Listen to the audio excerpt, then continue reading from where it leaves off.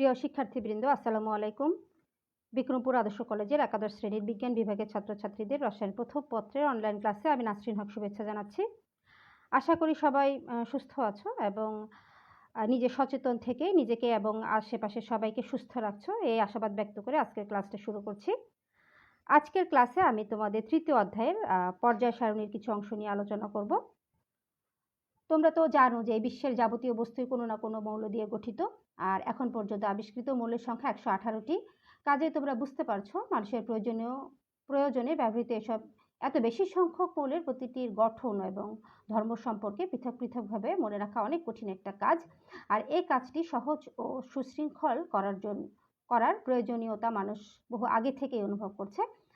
তখন অবশ্য এত মৌল আবিষ্কৃত হয়নি, যা ছিল তা নিয়েই বহু চেষ্টার পর মানুষ মৌলসমূহের শ্রেণীবিভাগ সম্বলিত একটি তালিকা বা সারণী তৈরি করেন এবং তার নাম দেন মৌলের পর্যায় সারণী।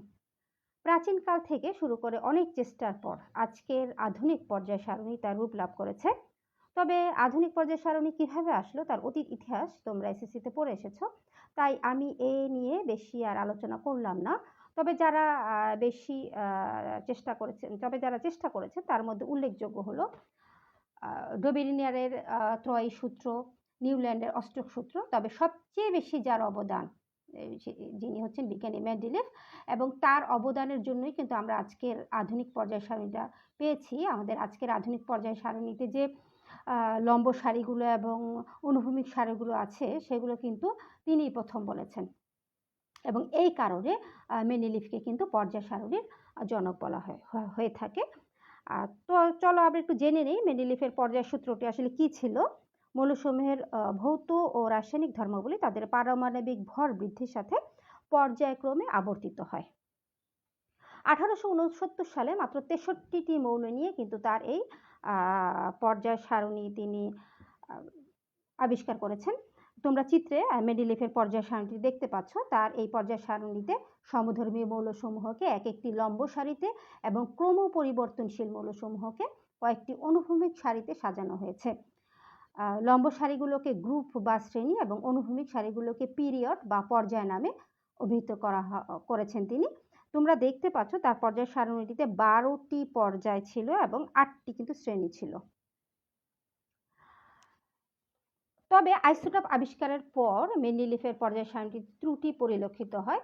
তোমরা আইসোটোপের সংজ্ঞা তো সবাই জানো, যে সকল মৌলের প্রোটন সংখ্যা সমান কিন্তু ভর সংখ্যা ভিন্ন তাদেরকে আইসোটোপ বলা হয়ে থাকে।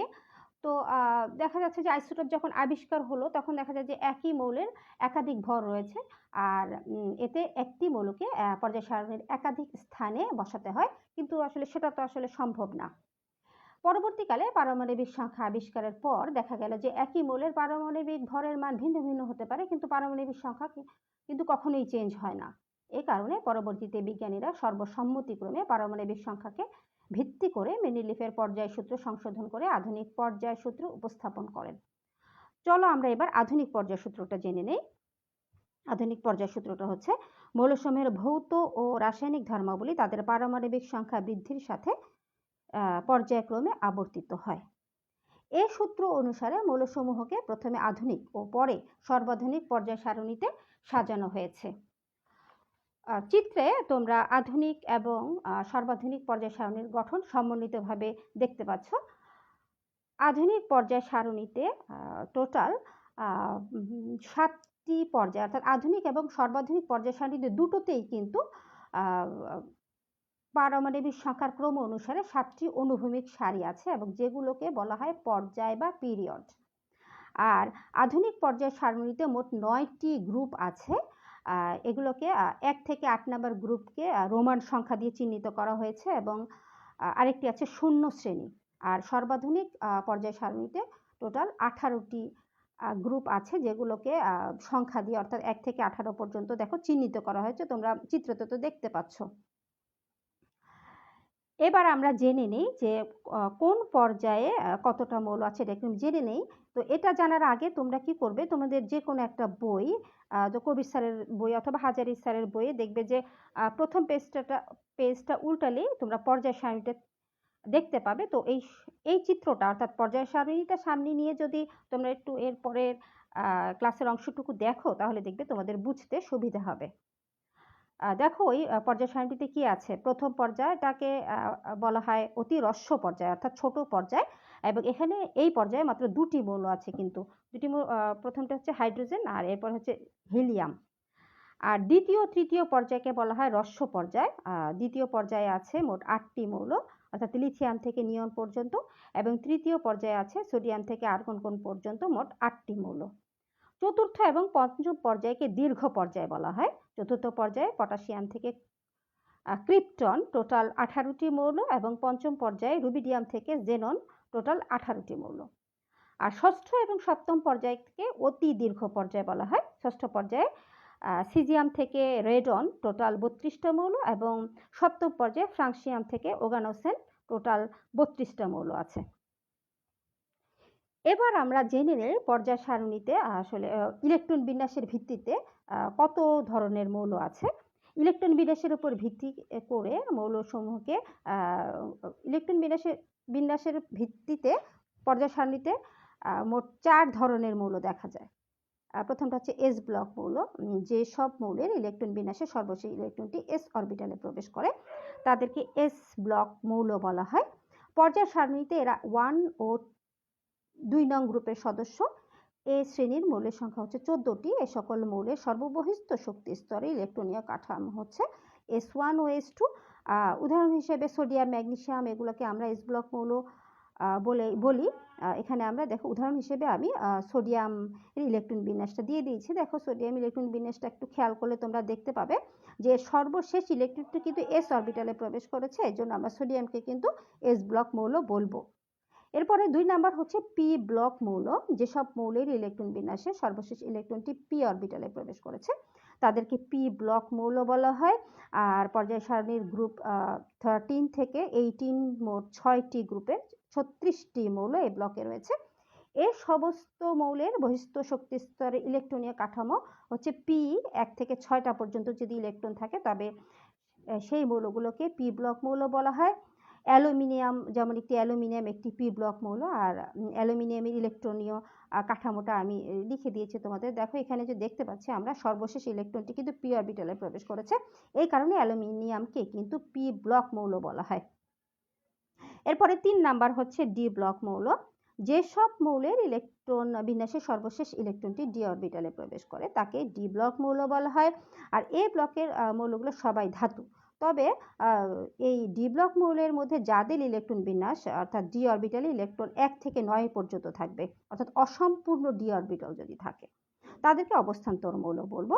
উদাহরণস্বরূপ জিঙ্ক হলো একটি ডি ব্লক মৌল, কিন্তু জিঙ্কে দেখো ইলেকট্রন বিন্যাসটা আমি দিয়েছি কিন্তু জিঙ্কে কিন্তু ডি অরবিটালটা কিন্তু পূর্ণ, তো পূর্ণ থাকলে তখন কিন্তু সেই মৌলগুলোকে আমরা অবস্থান্তর মৌল বলবো না, আমরা কিন্তু তাকে ডি ব্লক মৌল বলবো, কারণ ডি অরবিটালে যেহেতু সর্বশেষ ইলেকট্রন গিয়েছে।